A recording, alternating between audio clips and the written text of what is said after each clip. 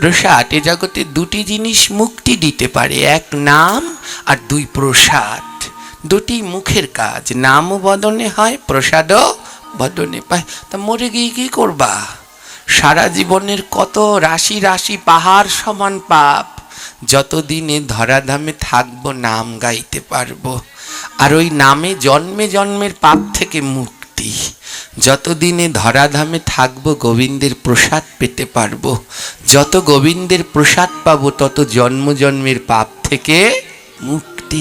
মরে গেলে কোনো লাভ নেই। এখন দেখছেন হিন্দু মিডিয়া, চ্যানেলটি সাবস্ক্রাইব করুন। আমরা সকলেই বুঝতে পারছি আপনাদের বসতে অনেকটা কষ্ট হচ্ছে, কিন্তু তাও একটু ধৈর্য ধরে কষ্ট করে বসুন। কি করব, জায়গা এখানটায় অল্প। আমি দাদাকে বাবাজিকে বলে দিয়েছি যে সামনের বার থেকে মাঠে যাবে, আর এখানে হবে না। হ্যাঁ, যে মনে আছে সেই মৎস্য অবতারের কথা, ভগবান এসেছিল না ছোট্ট একটু মাছ হয়ে আস্তে আস্তে বড় হচ্ছে। এটা তো ভগবানেরই লীলা, ধীরে ধীরে বড় হবে। এখন তো এ জায়গার মায়া ত্যাগ করতে হবে, এখন এই জায়গার মায়া ত্যাগ করে বড় জায়গায় যেতে হবে। হ্যাঁ, তো এই বছরটা আমরা এমনি করে কষ্ট করে বসুন, দেখুন কি অবস্থা। আমাদের ইউটিউবের বাবারা ঢুকেছে রান্নাঘরে। হ্যাঁ, ওনারা আজকে রান্না করবে, আমরা পাটের পরে প্রসাদ পাবো। আর জায়গা নেই, তাই দুর্জয়কে নিয়ে নিলাম আমার পাশে। তাই সবাই একটু সমঝোতা করে বসুন। চলুন আদ্যকার আমরা এই মধুময় হরি কথায় প্রবেশ করি। নিতাই গৌর। ভগবান এই শ্লোকে আমাদেরকে বললেন, ভক্তি মুক্তি স্পৃশাঃ যাবৎ পিশাচী হৃদয়ে বর্ততে। অর্থাৎ যতদিন পর্যন্ত আমাদের হৃদয়ে ভোগ ও মুক্তির বাসনা থাকে, ততদিন পর্যন্ত ভক্তি সুখের উদয় হয় না।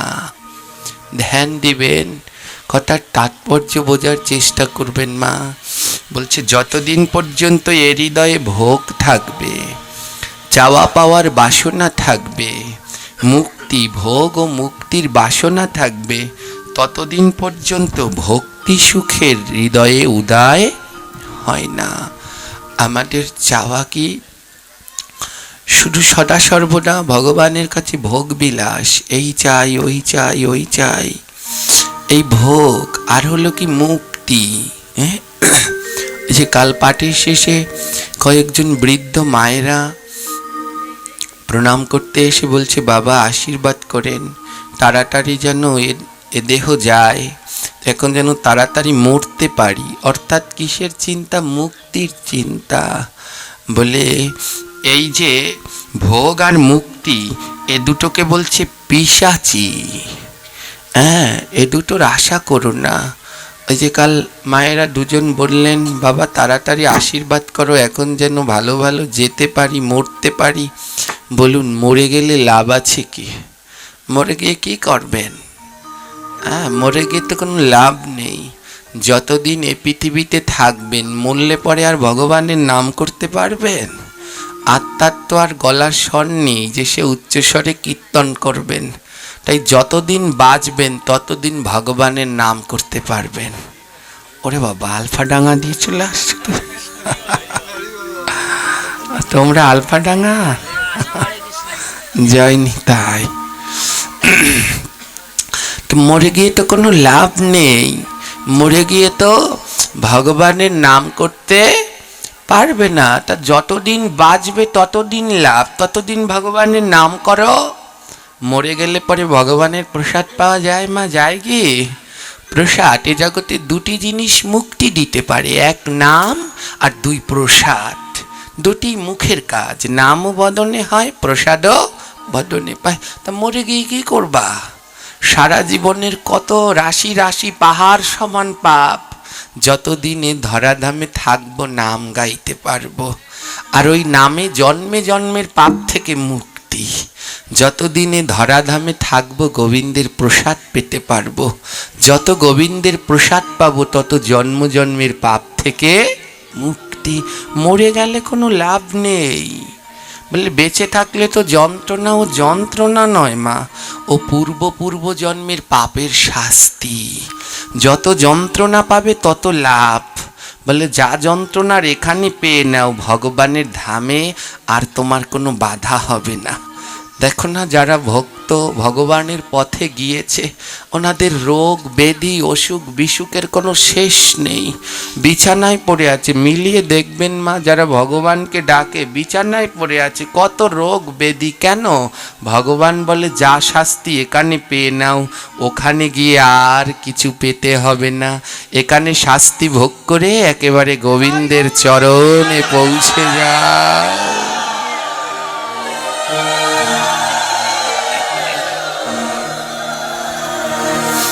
পৌঁছে যাও। তাই কেন বারবার মৃত্যুর কথা ভাবছো? প্রভুর কাছে বলো, যতদিন তোমার আমাকে এই পৃথিবীতে প্রয়োজন ততদিন রাখো ভগবান, কিন্তু রেখে আবদ্ধ করে রেখো না। আমায় আবদ্ধ করে রেখো না, আমায় সাধু সঙ্গে রেখো, আমায় গোবিন্দের প্রসাদের মধ্যে রেখো, যেন সদা সর্বদা তোমারও প্রসাদ পেতে পারি।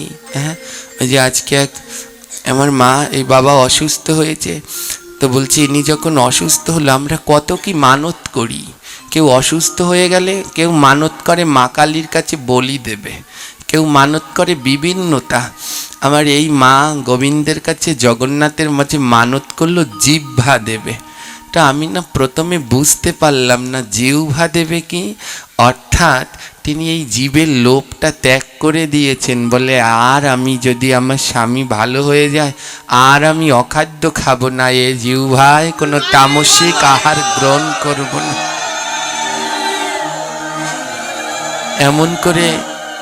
এমন করে সব মায়েদের এই ইচ্ছাটা হতে পারে না যে এই ওই কোনো কারো কিছু মানত করলে এটা এমন সিদ্ধান্ত, আমার হৃদয় জুড়িয়ে গেল।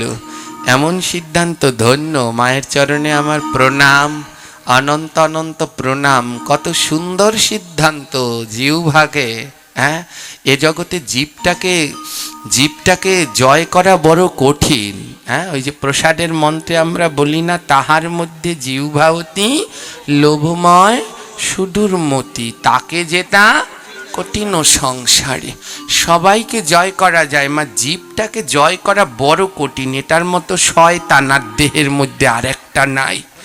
সারাদিন সুযোগ পেলেই কি মিথ্যে বলবে সেই চেষ্টা, সারাদিন সুযোগ পেলেই কার নিন্দা করবে, পরচর্চা করবে এই চেষ্টা। আর ভালো খাবার দেখলে তো একে রাখাই যায় না, রাখাই যায় না। কষ্ট পাবে না? আজ এই মাতাজি আমি প্রসাদ নিয়ে আসলাম, আমি রাগ হয়ে গেলাম, কেন আনলে? কারণ এর জীবটা বড় পাজি, একে যত লোভ দেখাবে ততই লোভ। হ্যাঁ, ওই সবজি নিয়ে এসেছে, তা রাগ হয়ে গেছি, দিও না। কারণ এ এমন দুষ্টু, একবার লোভের সন্ধান পেলে আর ভগবানের নাম করতে চায় না। তাই একে জয় করতে হবে। যে জিহ্বা স্বাদের খোঁজ করে সে জিহ্বায় আর গোবিন্দের নাম উচ্চারিত হতে চায় না। এবারও কঠিন মা, তাই প্রভু বললেন তাকে যেতা কঠিন ও সংসারে। এ জগতে সবাইকে জয় করা গেলেও জীবকে জয় করা বড় কঠিন। আর এ জগতে যে জিহ্বাকে জয় করতে পেরেছে সেই ভজন করতে পেরেছে। তাই আসুন না জিহ্বাকে জয় করি, গোবিন্দের প্রসাদ পাওয়ার চেষ্টা করি। ভগবান দুটো হাত দিয়েছে কেন? শুধু টাকা গোনার জন্যে না তো। ভগবান এই হাত দুটো দিয়েছেন জপের মালা গণবার জন্যে। এই হাতটা দিয়ে আর কত টাকা গুনবে? এবার একটু জপের মালা গণনা করো।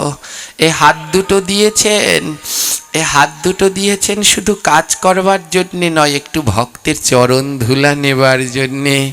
এই হাত দুটো দিয়েছেন একটু ভক্তের অঙ্গ পরশ করবার জন্যে। হাতকে কাজে লাগাও।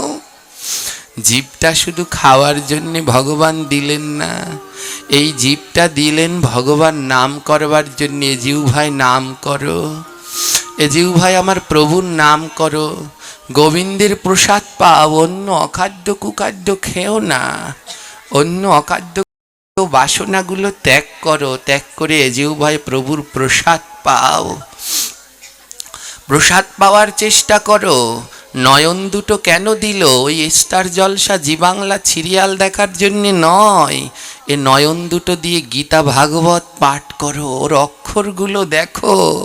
কান দুটো কেন দিল? নিন্দা পরচর্চা শোনার জন্যে নয়, আমার গোবিন্দের কথামৃত দুই কর্ণ ভরে শ্রবণ করো, ইন্দ্রিয়গুলোকে কাজে লাগাও। দুর্লভ মানব জীবন, সময় বয়ে যায় মা, সময় দিন দিন চলে যাচ্ছে কিন্তু আমরা দেখতে পাচ্ছি না। দিন দিন আমাদের এই দুর্লভ মানব জন্মের সময়গুলো কমে যাচ্ছে কিন্তু আমরা বুঝতে পারছি না। আমাদের বেলা যে ফুরিয়ে যাচ্ছে আমরা বুঝতে পারছি না। কেন বুঝতে পারছি না? হ্যাঁ, এই শীতের রাত্রে এই কিছুদিন আগে চলে গেল, আকাশে কুয়াশা পড়েছিল না, 2-3 দিন ধরে সূর্যই ওঠেনি, এমন কুয়াশা হয়েছিল 2-3 দিন ধরে সূর্য ওঠেইনি। তো ও যে দুদিন সূর্য ওঠেনি, ও দুদিনের ভিতরে দেখুন কখন সকাল হলো, কখন বিকেল, কখন 4টা 2টো 3টা কিছুই বোঝা যায় না। কারণ কুয়াশা এমন, ওই সূর্য উঠেছে দিন এটা বোঝা যায় কিন্তু কখন 2টো বাজলো, 3টে বাজলো, 10টা বাজলো কিছুই বোঝা যায় না। কারণ চারদিকে কুয়াশা, কুয়াশার জ্বালায় সূর্যটাকে দেখা যায় না আর বোঝাও যায় না কতটা সময় হলো। মহাজনগণ উত্তরে বললেন, আকাশে যদি কুয়াশা থাকে সূর্য দেখা যায় না,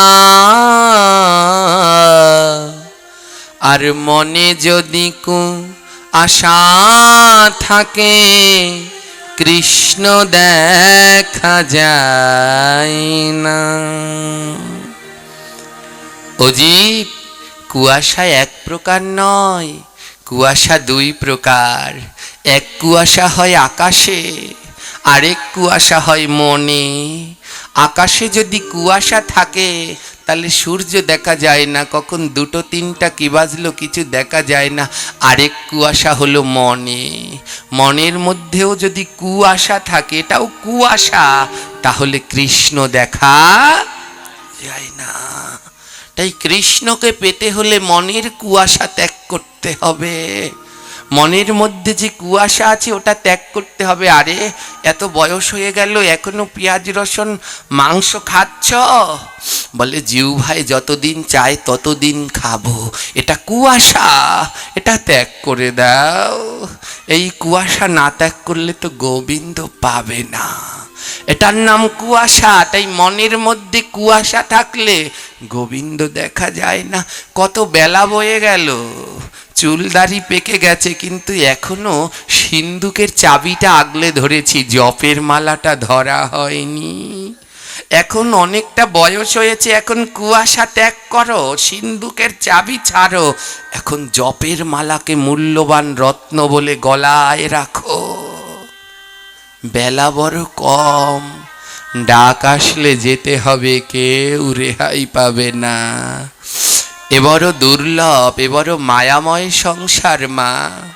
কোনো বয়স মানে না, মৃত্যু কোনো বয়স মানে না। যেদিন ডাক আসবে সেদিন সব কিছু ছেড়ে চলে যেতে হবে, কিচ্ছু সঙ্গে নিয়ে যেতে পারবেন না, কোনো বয়স এ মানে না। হ্যাঁ, এই সংসারে যাদের জন্যে খেটে চলেছেন, ভগবানকে ভুলে যাদের জন্যে খেটে চলেছেন, এরা আপনায় মনে রাখবে না। আজ আপনার মৃত্যু হতে পারে, আজ আপনি এখান থেকে যাওয়ার পথেই আপনার মৃত্যু হয়ে যেতে পারে। হসপিটালে নিয়ে গেল, আপনি মরে গেলেন, হসপিটাল থেকে আপনাকে বাড়িতে আনবে, উঠানে আনবে, কিন্তু ঘরে আর ঢুকাবে না। যাদের জন্যে সারা দিন রাত পরিশ্রম করে এই দামি অট্টালিকা ঘর বানালেন, মরলে পরে আপনার উঠান পর্যন্ত আনবে কিন্তু মরা আর ঘরে ঢুকাবে না। কেমন আশ্চর্য তাই না? যাদের জন্যে এত কষ্ট করে এত কিছু করলেন, ওই দেহ থেকে প্রাণ পাখিটি বেরিয়ে গেলে আর আপনাকে ঘরে ঢুকাবে না। আরও আশ্চর্য কি জানেন, আপনার হাতে যদি দুটো সোনার আংটি থাকে, ওই লাশটাকে উঠানে আনবে, ঘরে ঢুকাবে না, কিন্তু হাতের সোনার আংটি দুটো ঠিক ঘরে নিয়ে যাবে। এ জগতে আপনার থেকে এই পুত্র পরিজনদের কাছে সোনার আংটিটা দামি। আপনাকে ঘরে নিয়ে যাবে না, কিন্তু সোনার আংটি দুটো ঘরে ঠিকই নিয়ে যাবে। তা কাদের জন্যে মায়ার সংসার? এ জগতে সত্য কি? এ জগতে সত্য আমার গোবিন্দ। এ জগতে সত্য কি? এ জগতে সত্য আমার গোবিন্দের নাম। এ জগতে সত্য কি? এ জগতে সত্য আমার গোবিন্দের প্রসাদ। এ জগতে সত্য কি? এ জগতে সত্য এই সাধুগুরু বৈষ্ণবের সঙ্গ। এ জগতে সত্য কি? এই জগতে সত্য এই সাধুগুরু বৈষ্ণবের চরণের ধুলি। এ জগতে সত্য কি? এ জগতে সত্য এই সাধুগুরু বৈষ্ণবের অঙ্গ পরশ। এগুলো সত্য, এর মধ্যে কোনো মিথ্যা নাই। এগুলো সূর্যের সমান সত্য। আমরা দেখতে পাচ্ছি না, জীবন বেলা বয়ে যাচ্ছে, দেখতে পাচ্ছি না। কেন পাচ্ছি না? বলে আমাদের মনে তো কুয়াশা। কুয়াশা থাকলে কি সূর্যের মতো কৃষ্ণ দেখা যায়? আকাশে কুয়াশা হলে ওই সূর্য, ওকে দেখতে পাওয়া যায় না।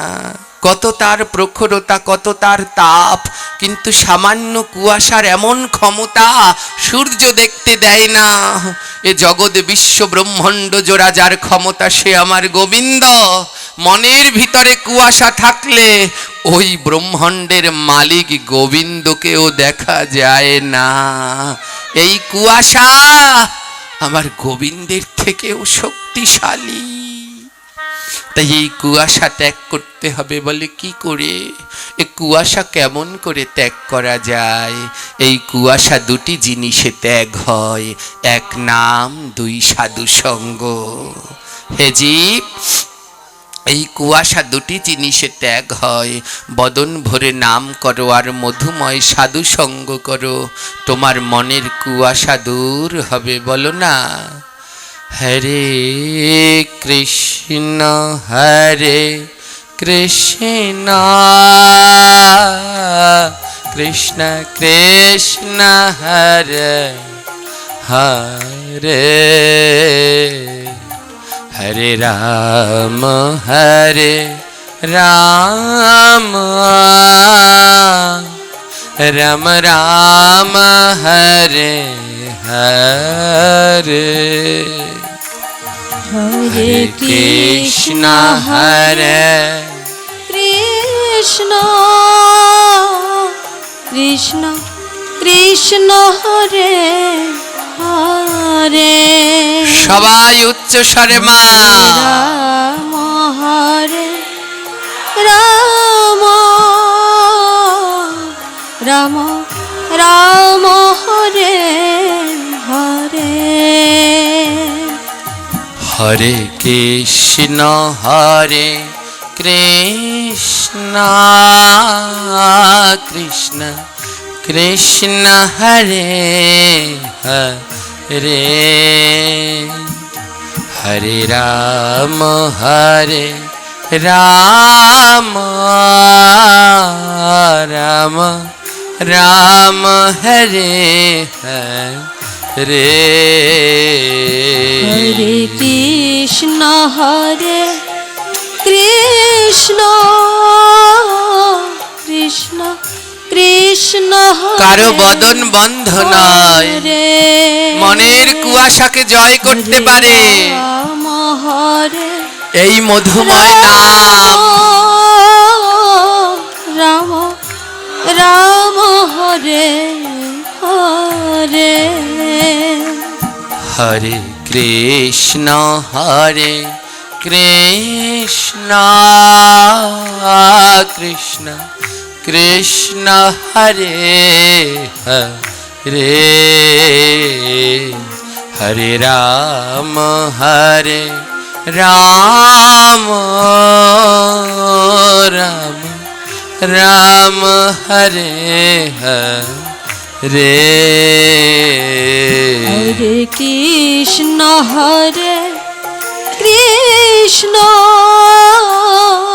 কৃষ্ণ কৃষ্ণ হরে হরে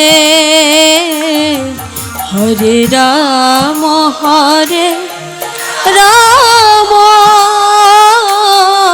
রাম রাম হরে হরে। এই নামে মনের কুয়াশা যায়। প্রশ্ন, আমার মনে যে কুয়াশাগুলো আছে কি করে বুঝবো? আমি তো প্রতিদিন নাম করি, কি করে বুঝবো আমার মনের কুয়াশাগুলো দূর হয়েছে? আমি তো প্রতিদিন নাম করি, কি করে বুঝবো আমার মনের কুয়াশা দূর হয়েছে? বলে সেদিন বুঝবে। কোন দিন? তুমি প্রতিদিন গোবিন্দের ভোগ লাগাও, কি করে বুঝবে তোমার ভোগ প্রভু গ্রহণ করেছে? যেদিন দেখবে ভোগ লাগাতে গিয়ে দুনয়নে জল ঝরছে, সেদিন বুঝবে তোমার ভোগ গোবিন্দ গ্রহণ করেছে। তুমি ভাগবতে যাও, কি করে বুঝবে তোমার ভাগবত প্রভু গ্রহণ করেছে? বলে যেদিন ভাগবতে গিয়ে দেখবে দুনয়নের জল ঝরছে, সেদিন মনে করবে তোমার ভাগবত গ্রহণ করেছে। বলে আমি কি করে বুঝবো আমার মনের কুয়াশা দূর হয়েছে? যেদিন দেখবে নাম গাইছো আর দুই নয়নে অঝোর ধারায় জল ঝরছে, সেদিন জানবে ওই নামে তোমার মনের কুয়াশা দূর হয়েছে। যেদিন নাম গাইবে আর দুই নয়নে অশ্রু দেখতে পাবে, সেদিন জেনে রাখবে তোমার কুয়াশা যাচ্ছে। কই এত নাম করি, মনের কুয়াশা তো যায় না, কি করে যাবে গো? বৃন্দাবনে এক বাবা ছিলেন, বাবার নাম গদাধর বাবা। বাবা আমার যেখানে যেতেন, ওই বৃন্দাবনের যেখানে যেখানে যেতেন সাধু সঙ্গ করতেন। শুদ্ধ ভক্ত তো মা, ওই বাবা যখন নাম গাইতেন, হরি কথা বলতেন, ওই এমন মহিমা ছিল, যারা যারা হরিকথার নাম শ্রবণ করতেন সবার দুই নয়নে জল ঝরত। শুধু মনুষ্য নয়, বাবার কীর্তনে গাছগুলো পর্যন্ত কাঁদত। ব্রজের গাছ থেকে টপ টপ করে জল ঝরত। একটা পাপীটা সবার কাছে শুনলো ও দামোদর বাবা নাকি হরিকথা বললে, নাম করলে ব্রজের গাছগুলো কাঁদে। পাপীটা বলে আমিও যাব, গিয়ে দেখব গাছ আবার কাঁদে। পাপীটা দূরে, যেখানে ভাগবত হচ্ছে নাম হচ্ছে, ওর দূরে গিয়ে পাপীটা দাঁড়িয়ে আছে। বলে আজ দেখব গাছগুলো কেমন কাঁদে। জানেন, যখন দামোদর বাবা নাম শুরু করলেন, শুধু ভক্ত না, ব্রজের বৃক্ষগুলো কাঁদছে, গাছ থেকে টপ টপ করে জল ঝরছে। পাপীটা বলে সত্যি তো, সত্যি তো। ওমা, আমার মতো পাপীর মুখে হরিকথা শুনে নয়নে জল আসবে না? এ জগতে যারা মহৎ, যারা ত্যাগী, তাদের বদনে নাম শুনলে, হরিকথা শুনলে দুই নয়নে অঝোর ধারায় জল ঝরে। আজ দামোদর বাবার মতো শুদ্ধ মহাত্মার মুখে নাম শ্রবণ করে ব্রজের বৃক্ষগুলো নয়নের ধারায় ভেসে যাচ্ছে। আর ওই পাপীটা এসেছিল দেখতে যে ওখানে কি হয়। দেখতে এসে না ভাগবতের প্রেমে পড়ে গেল। ওই পাপীটা এখন প্রতিদিন ভাগবত পাঠে আসে, জানেন, আর এসে দূরে দাঁড়িয়ে থাকে, ভক্তদের মাঝে বসে না, কারণ ওর তো ওই স্বভাবটা এখনো হয়নি, তাই দূরে দাঁড়িয়ে থাকে। ওমা, এই জায়গাটায় না বসলে এই প্রেমটা আসে না। এই চেয়ারে বসলে এই প্রেম আসে না, যা এইখানে বসলে পাওয়া যায়। এই ভক্ত সান্নিধ্যে না আসলে এই মধুময় প্রেম, এই হরিকথার প্রেম পাওয়া যায় না। সেই সন্ধ্যাবেলা, এ জগতে যারা প্রকৃত ভক্ত দেখুন সন্ধ্যাবেলায় এসে এখানে জায়গা দখল করে বসেছে। তখন ব্যাসাসনটাও পাতা হয়নি, মায়েরা এসে বসেছে যদি জায়গা না পায়, কারণ এই জায়গায় বসলে এক দিব্য প্রেম পাওয়া যায়। ওই পাপীটা ভাগবত শোনে, কিন্তু ভক্তদের শনে নয়, অনতি দূরে দাঁড়িয়ে দাঁড়িয়ে ভাগবত শুনে, শুনতে শুনতে ভাগবতের প্রেমে পড়ে গেল, কিন্তু ভাগবতের নয়নে জল ঝরে না। একদিন এক ভক্ত ডেকে বলে, ওরে পাপী, তুই পাপী রয়ে গেলি। দামোদর বাবার মুখে নাম শুনে ব্রজের বৃক্ষগুলো কাঁদে, তোর নয়নে একটু জল ঝরে না? তোর পোড়ানয়নই রয়ে গেল। পাপীটার মনে আঘাত লাগলো, সত্যি তো, ব্রজের বৃক্ষগুলো কাঁদে, আর আমি এমন পাপী, আমার নয়নে একটু জল নাই কৃষ্ণ নামে। পাপীটা কি করলো জানেন? পাপীটা পরের দিন মনে মনে ভাবলো, আজ বাড়ি থেকে আসার সময় কতগুলো লঙ্কার গুঁড়ো নিয়ে আসবো। আজ যদি এই কৃষ্ণ নামে নয়নে জল না ঝরে, এই চোখের মধ্যে লঙ্কার গুঁড়ো দিয়ে দেব। হে চোখ, ওই ছেলের জন্যে কাঁদলি, মেয়ের জন্যে কাঁদলি, অর্থ সম্পদের জন্যে কাঁদলি, কিন্তু কৃষ্ণ নামে দুই নয়নে জল ঝরল না। ওই পাপীটা ভাগবত শুনতে শুনতে এমন বৈরাগ্য হয়েছে, বলে আজ যদি কৃষ্ণ নামে নয়নে জল না ঝরে, নয়নের মধ্যে লঙ্কার গুঁড়ো দিয়ে দেব। জানেন, পরের দিন সত্যি সত্যি ভাগবত শুরু হয়েছে। অনতি দূরে পাপীটা ভাগবত শুনছে, কিন্তু নয়নে জল নেই, আর মনের ভিতরে অভিমান নিয়ে লঙ্কার গুঁড়ো দুই চোখে দিয়ে দিয়েছে। এ চোখ লাগবে না, যে চোখ কৃষ্ণ নামে জল ঝরে না, অর্থ সম্পদের জন্য যে চোখ কাঁদে, দরকার নেই, নয়নের মধ্যে লঙ্কার গুঁড়ো দিয়ে দিয়েছে। একজন দৌড়ে গিয়ে দামোদর বাবার কাছে বলছে, বাবা, একজন ভক্ত এসেছে গো, বড় মরমী ভক্ত, কৃষ্ণ নামে জল ঝরে না বলে নয়নে লঙ্কার গুঁড়ো দিয়েছে। বাবা থাকতে পারলেন না, দৌড়ে গেলেন, ব্যাসাসন থেকে উঠে দৌড়ে গেলেন, কই কই সেই ভক্ত কই? যখন দৌড়ে গেছে, গিয়ে দেখে ভক্তটা চোখের মধ্যে লঙ্কার গুঁড়ো দেয়া মানে বোঝেন মা, চোখটা অন্ধ হয়ে যাওয়া।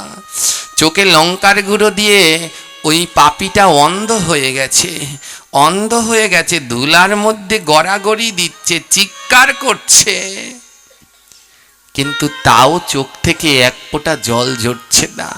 আমাদের যদি চোখে একটু মরিচ লাগে, দেখবেন জল ঝরবে, চোখে জল এসে পড়বে।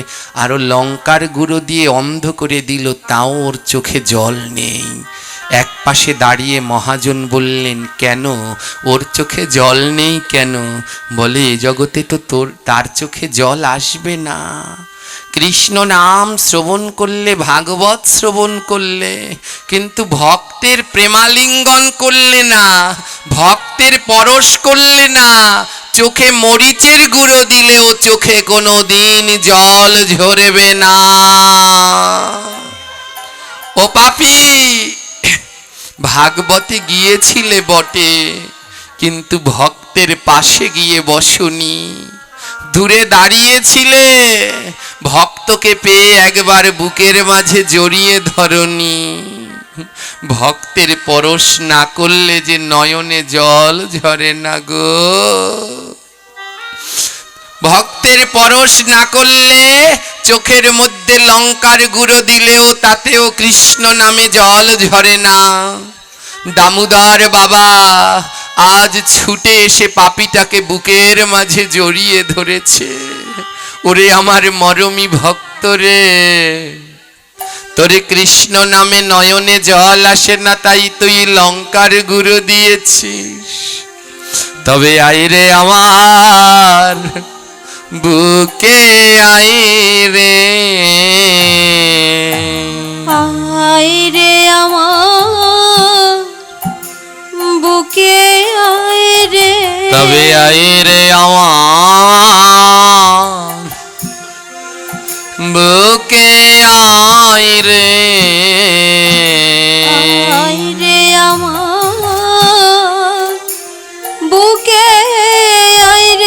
আমি এমন ভক্ত কোথায় পাব,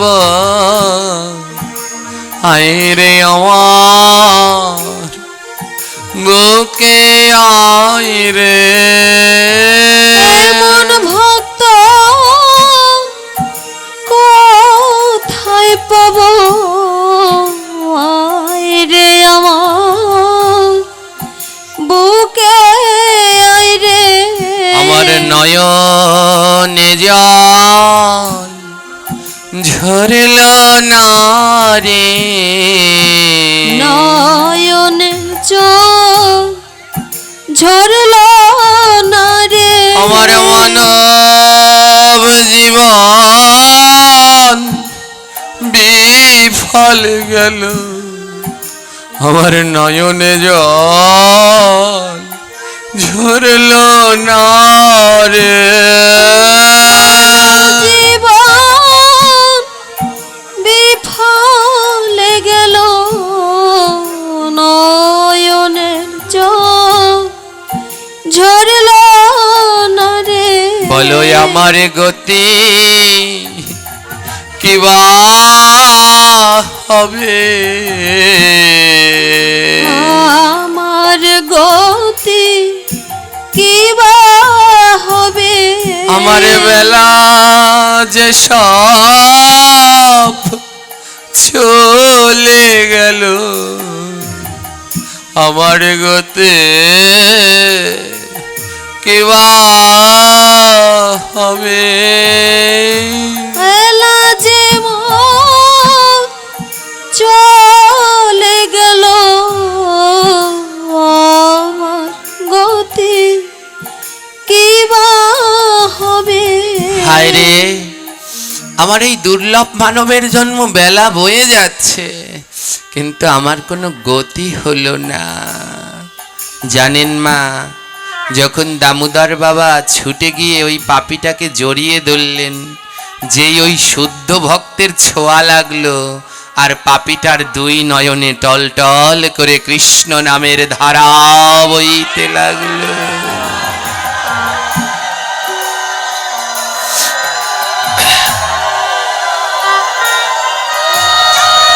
তাই এ জগতে ভক্তের স্পর্শ না লাগলে, ভক্তের ছোঁয়া না লাগলে কোনোদিন ভক্ত হওয়া যায় না। এ জগতে রোগ ব্যাধি তিনভাবে হয়। কেউ জন্মগতভাবে হয়, কারো ছোঁয়া লেগে হয়, আর কারো আকস্মিকভাবে হয়। যাদের ডায়াবেটিস আছে, বাবা মার ডায়াবেটিস আছে, থাইরয়েড আছে, জন্মগতভাবে সন্তানদেরও হয়ে যায়। আবার ছোঁয়া লেগে হয়, করোনা, কুষ্ঠ রোগ ছোঁয়া লেগে হচ্ছে, ভাইরাস জনিত ছোঁয়া লেগে হচ্ছে। আবার কেউ হঠাৎ কোনো কিছু কথা নেই, হার্ট অ্যাটাক করলো হঠাৎ। এ জগতে ভক্ত তিনভাবে হয়। যার বাবা মা ভক্ত অমনি ধারায় ভক্ত হয়। আবার ওই যে ছোঁয়া লেগে রোগ হয়, আবার সাধু সঙ্গ করে ছোঁয়ায় ছোঁয়ায় ভক্ত হয়ে যায়। আবার ওই লালা বাবুর মতো বাসনায় আগুন দাও, এক কথায় হঠাৎ ভক্ত হয়ে যায়। এ জগতে তিনভাবে ভক্ত হয় মা। তাই ছোঁয়াচে রোগটা বড় খারাপ। ওই করোনা হলো ছোঁয়াচে, ছুটে ছুটে চারো জায়গায় রোগ ছড়িয়ে গেল। তাই ছোঁয়াচেটা তাড়াতাড়ি ছড়ায়। বলে এ জগতে ভক্ত হতে হলেও না, ওই ছোঁয়াচে করে তাড়াতাড়ি হওয়া যায়। বলে যত শুদ্ধ ভক্তের ছোঁয়া পাবে, তত তোমার ভক্তি বেড়ে যাবে।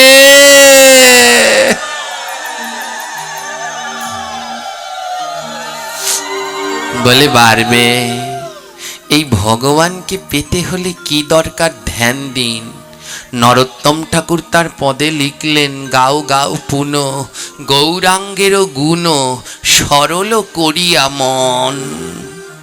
ভগবানকে পেতে হলে মা মনটা সরল লাগবে।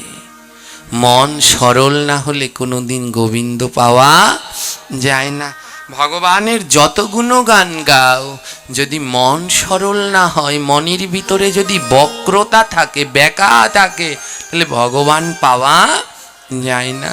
তাই বললেন গাও গাও গুণ, গাও গাও পুন গৌরাঙ্গের গুণ, সরল করিয়া মন, মনকে সরল করুন।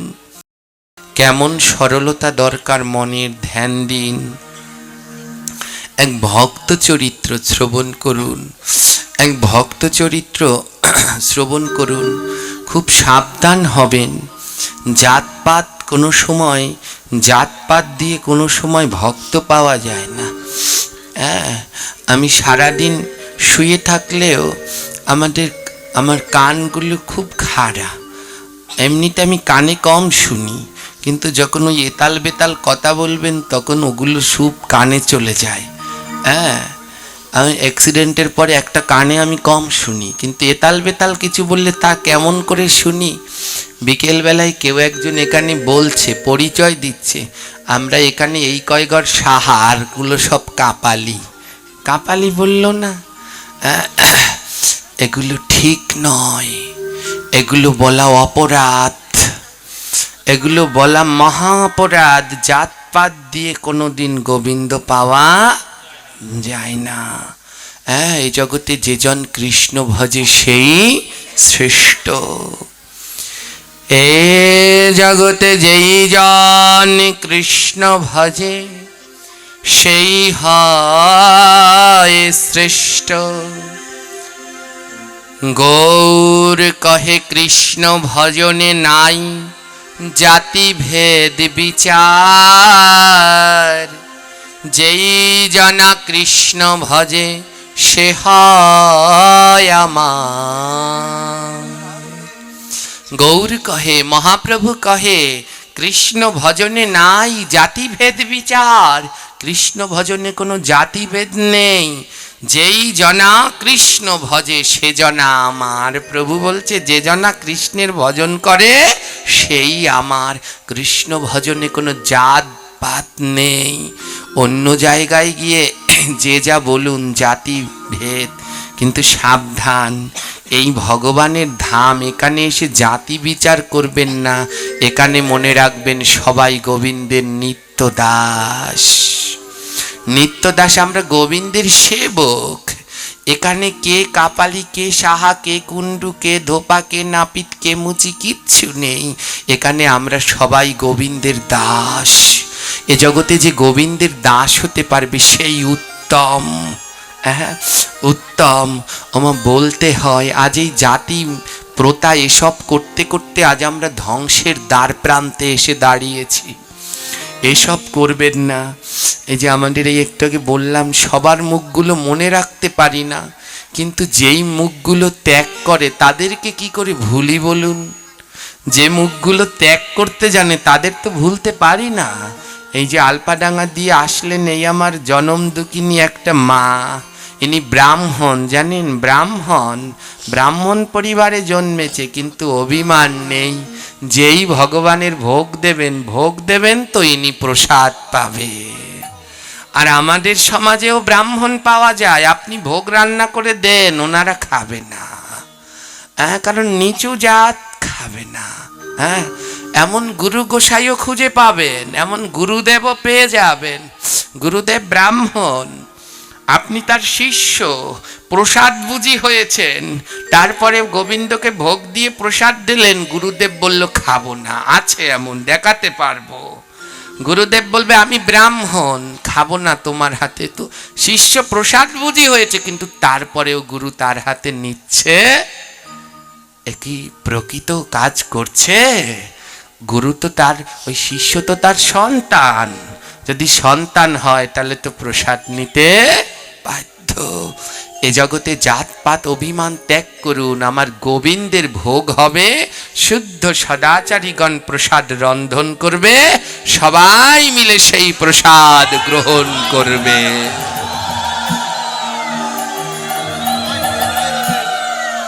যেদিন এই বেধি বন্ধ হবে সেদিন এ ধর্ম আবার আগাবে।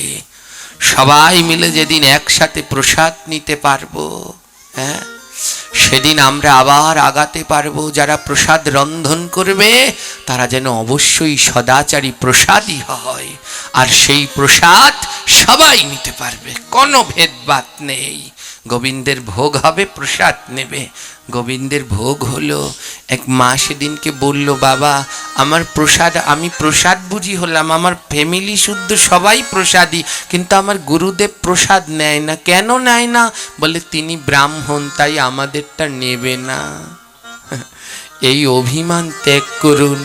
এর জন্য এই মুখগুলো ভুলতে পারি না। আসার সাথে সাথে আমার মাকে চিনতে পেরেছি, কারণ প্রসাদ হলেই তারা গ্রহণ করেন, এমন যেন হয়, এমন যেন হয়। তাই জাতপাত এই অভিমানগুলো রাখবেন না, ধ্যান দিন।